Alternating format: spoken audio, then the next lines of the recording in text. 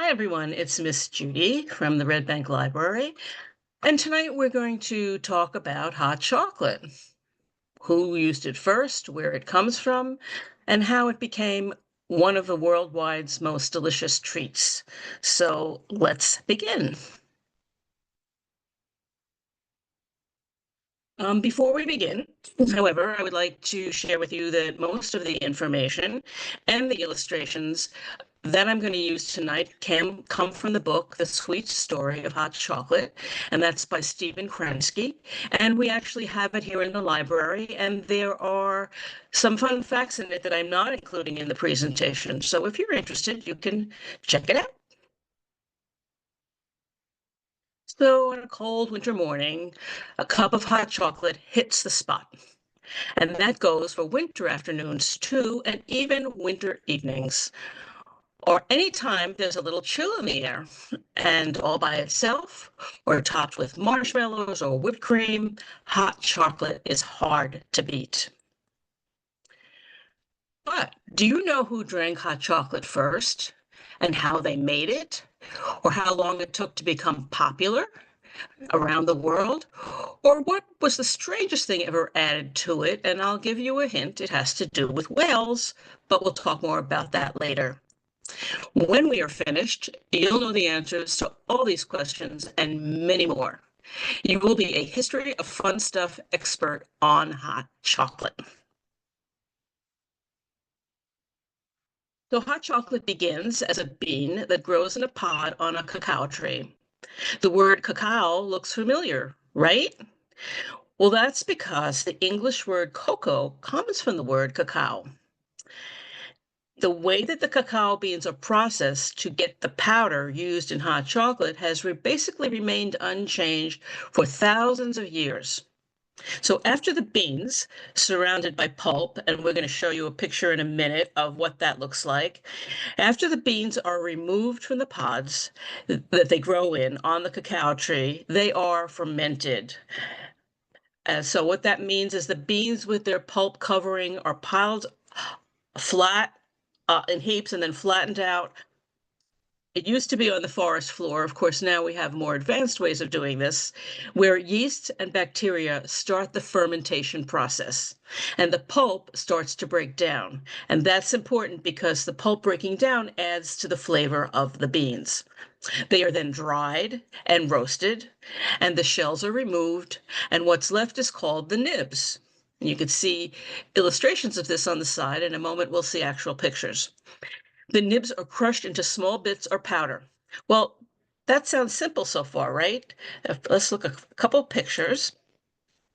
And you can see the pod growing on the trees all the way on the left. And what they look like inside is that central picture. And you can see the white substance, and those are actually cacao beans inside of that pulp and inside the hanging from the tree, and it helps develop the flavor of the beans, as I said, during fermentation. So you can see them being dried and roasted after the fermentation process, and then once the shells are removed, this is what the nibs actually look like on the bottom there. So records show that the Olmec people of Central America were growing cacao beans at least 3,500 years ago. This was way before anyone had even started growing another bean that makes a drink that every people like a lot, the coffee bean. It was actually 2,700 years before the coffee bean was actually discovered and found and used to make coffee. Cacao beans became really popular, and people actually thought that they had magical and even medicinal properties if you ground them up and mixed them with water. Of course, by itself, the ground beans mixed with water were bitter tasting. So they added all kinds of different ingredients like chilies, corn, or honey. And those are actually just a few of the things that the Olmec added. They used this drink as a medicine and also on special occasions and for celebrations. As time went on, the Olmec people shared the drink with other indigenous groups that lived in the area that later became Mexico and also Central America, indigenous groups like the Mayans and the Aztecs. At one point, cacao beans were used as money. With one bean, you could buy a tamale. You can see them exchanging beans for tamales there, or a tomato. 30 beans could get you a rabbit. And if you were having a big feast, a turkey, which you could see there also, would cost you 200 beans. And then, of course, if you planned on serving hot chocolate as well during the meal, you would need even more beans to make the hot chocolate. So, how did the cacao beans that first began to be used to make hot chocolate in Mexico and Central America, how did they get to Europe? Because they didn't grow in Europe. Well, there were soldiers and explorers called conquistadors who were sent by kings and queens of several European countries to explore and conquer the Americas and the people in it. This did not, unfortunately, always end well for the indigenous people they encountered. Now, one of these expedition leaders was Cortez from Spain. He learned about the Aztecs' chocolate drink as his army swept through the area of Mexico and Central America where the indigenous people lived, farmed, and worked, and had done so for thousands of years. Now, once he discovered this drink, he brought it back to the Spanish court in the 1520s.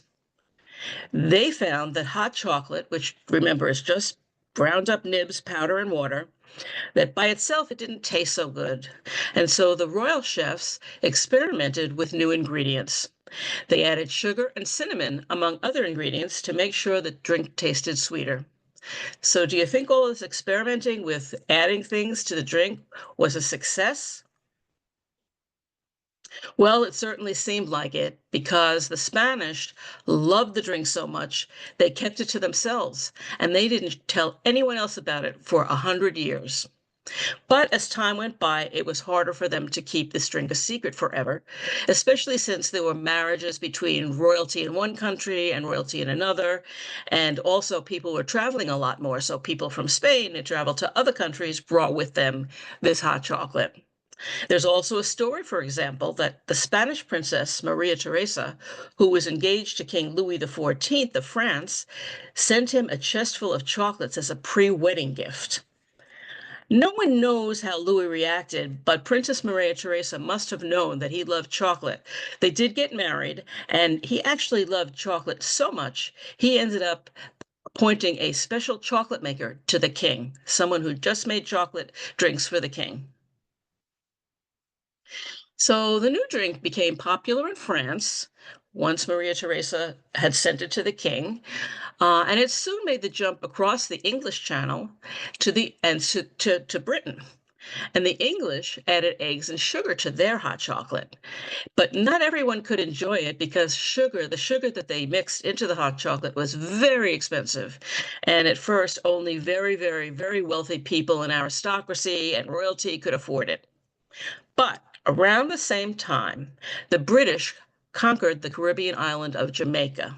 Now, Jamaica had tropical weather, very similar to Central and South America, and cacao beans grew very well there, as did sugar. So that, of course, meant that the British had their own source of necessary ingredients to make hot chocolate. So it became not quite as expensive as a drink, and more people could actually enjoy it. Hot chocolate was so popular that chocolate houses, places where people could go to drink and socialize, began to pop up in English cities.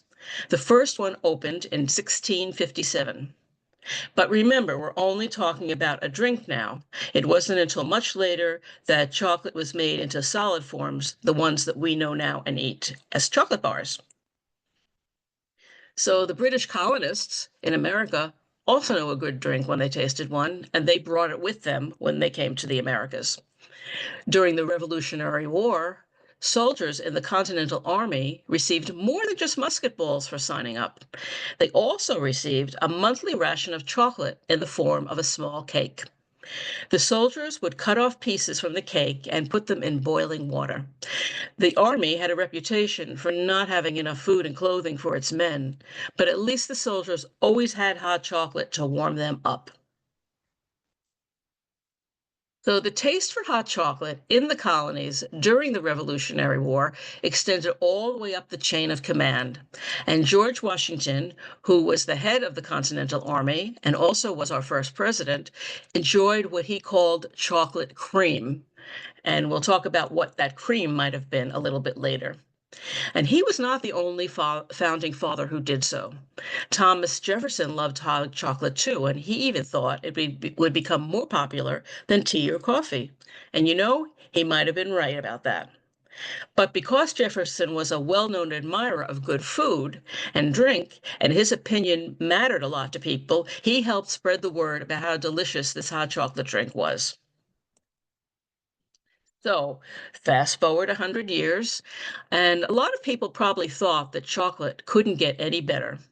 And since the beginning, thousands of years ago, the recipe had simply called for cacao nibs ground into bits or powder, added to water, and later milk, along with other flavors. But a Dutch chemist wondered if he could make improvements. And this is when other forms of chocolate began to be made. Took a little bit of time, but the process that he came along with sort of started the whole ball rolling. And in 1828, he found a way to separate cocoa butter from the nibs. Um, Remember, before that, the whole nib was fermented and dried and ground into powder and mixed with water to make a hot or sometimes cold chocolate drink. In fact, they think the word chocolate came from the Aztec word chocolatl, which meant cocoa drink. Once the cocoa butter was removed during this process, the powder that was left was called Dutch chocolate. I'm sorry, Dutch cocoa. And it was a powder.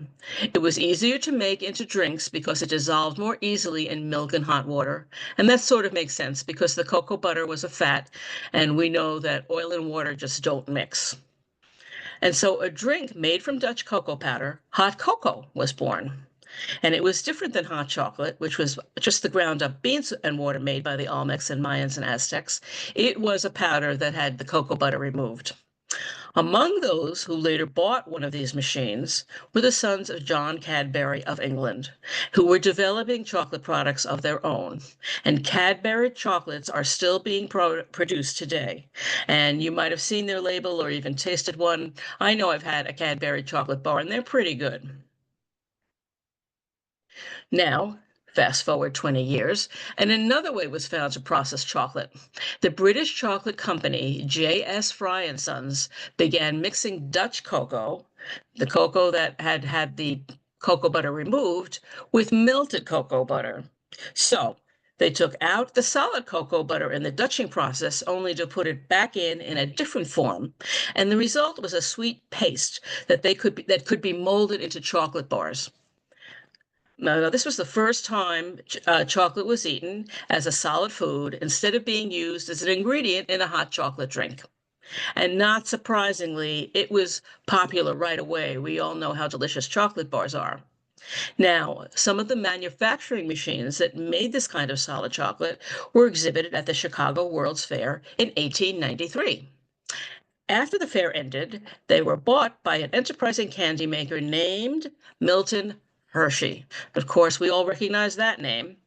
I'm almost sure all of you have heard that name. In fact, I'm sure all of you have. And the rest, as they sometimes say, is history, at least in this country. Hershey first used the chocolate from his new machines to coat the caramel candy that he already made, instead of forming the chocolate into edible bars that we now eat, we know. Soon, however, he sold the caramel company and decided to start a new venture. He bought a large tract of farmland in Pennsylvania. He needed the land to build a large factory and also land where he could graze cows nearby. And why cows, you ask? Well, because he wanted to make bars of milk chocolate, which until then was an expensive treat that only very wealthy people could enjoy. Most people probably ate what we now call dark chocolate. It had no milk in it. So to make a less expensive milk chocolate bar, he would need a lot of milk. So he started a dairy farm so that he would have that milk available to him. It took Hershey a while to come up with the right formula, but he finally came up with something, and his first chocolate bars appeared in 1900, and as we know, have been a big success ever since. I'm sure almost everybody has had a chocolate Hershey bar, a piece of chocolate Hershey bar, or a chocolate kiss. Even to some today, some people like to break off a piece of a Hershey's chocolate bar and melt it into a cup of hot chocolate to make it even sweeter. So, even though hot chocolate got its start in the warm climate of Central and South America, it has a special appeal on a cold day. And the days don't get much colder than the ones at the North and South Pole. When Norwegian explorer Roald Amundsen was looking for the South Pole in 1911, he made sure everyone in his expedition was well supplied with chocolate. It helped keep up everyone's strength as the group crossed the frozen landscape, and some of you might have learned about him in school as well. Now, Roald Amundsen was the first person to reach the South Pole on December 14th in 1911. Who knows? Maybe chocolate even helped him to get there. Hot cocoa, as we mentioned, was a favorite of the Revolutionary War soldiers, and it continued to be a favorite of American soldiers. It actually became part of their combat rations during World War II and is still a staple in food given to soldiers to take with them into the field. Today, the troops are issued what is called meals ready to eat. Whoops, sorry, wasn't quite ready for that. Meals ready to eat, which include such tasty choices as beef teriyaki and chicken fajita, but they also include cocoa mix in case the soldiers are in the mood for a delicious warm drink for quick energy and a real taste of home. This is just as the soldiers during the Revolutionary War, who were supplied with a monthly ration of chocolate as part of what they were paid. Now, now for this slide. Of course, for some people, drinking hot chocolate isn't complete without marshmallows sitting on top. A little bit about this marshmallow topping. Originally, marshmallows were made from egg whites, sugar, and the sap of the marshmallow plant. That's how they got their name, actually. In the 1800s, French candy makers actually began to use gelatin instead of marshmallow sap, and they kept the name, though maybe because it sounded better than anything else that they could come up with. Today's marshmallows are run through machines that mold the mixture into soft cubes with rounded edges. As you know, they're available in large or small sizes and will melt in a cup of hot chocolate after first floating on top. Of course, the larger ones we usually eat and the smaller ones we usually put on our cocoa. But are marshmallows the only thing people put in and on their hot chocolate drink? Well, I should say their hot cocoa drink. Remember, the Olmecs added chilies and honey to their hot chocolate, and the French added sugar and vanilla to make a paste that they then mixed with water. Well, another thing people put in and on hot chocolate, sorry, hot cocoa, I should be saying, was whipped cream.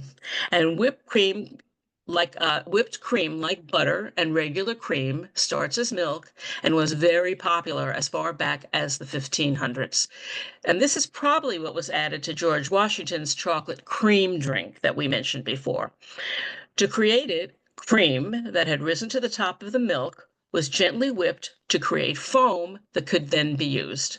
You had to be very careful, though, because if you whipped it too hard, the cream would turn to butter. Now, once the foam was created, it was sweetened with sugar. Sometimes it was called snow cream, and whipped cream took a while to make by hand, but in the late 1800s, at a time when all these other changes were being made, it became a lot easier to make with the invention of machines that separated the cream mechanically. So the 1800s were a time when machines were made that made all of the changes that made the hot chocolate drink become hot cocoa, and everything else about the process was made a little bit easier. Now, these days, hot cocoa chocolate drink is a drink enjoyed around the world, though each country has a different flavoring that is added to it. And actually, they add many flavorings, but some of the favorite flavorings that they add in Morocco is orange and spice. In Austria, and you can see that little girl with her hot cocoa with piled up with whipped cream. That was as important as the actual hot chocolate underneath, and probably there is as much whipped cream as hot cocoa in their drink. In Mexico, they add vanilla and cinnamon. And in this country, well, we add marshmallows and I guess some other things, whatever it is that you like, you can add to hot chocolate to make it more delicious. Now, remember at the beginning, we talked about the strangest thing ever added to hot chocolate that had to do with whales. Well, this was probably something called ambergris, which is a fat that lines the intestines of sperm whales. Sounds a little strange, but it was recommended by a 19th century French food writer. And they sort of knew what they were talking about because they were specialists in all kinds of gourmet foods. It's been described as tasting somewhat sweet and dry, so maybe it did enhance the flavor of hot cocoa. What do you think about that? Well, so congratulations. You are now an official history of fun stuff expert on hot chocolate. So go ahead, impress your friends and family with all the cool stuff you've learned about one of the world's most popular drinks. And don't forget to enjoy a delicious cup of hot cocoa as soon as possible. So don't forget also that you can check out this book, The Sweet Story of Hot Chocolate from the Red Bank Library, to learn even more information and fun facts. It talks about the rainforest where cacao originally grew and still grows now, and also about other foods from America that got spread to Europe and became foods that they used there. That, however, these foods were only originally grown in Americas. And also, there are fun facts about the history of different things that were money that actually were used as money, like cacao beans. So check it out and hope you enjoy this presentation. And I will certainly see you next time.